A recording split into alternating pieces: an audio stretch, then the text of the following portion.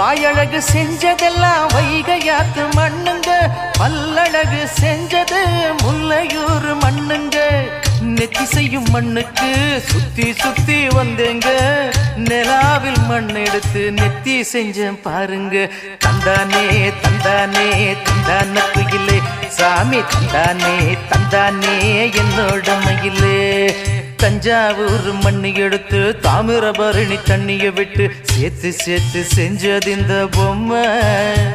இது பொம்மை இல்ல பொம்மை இல்ல உண்மை.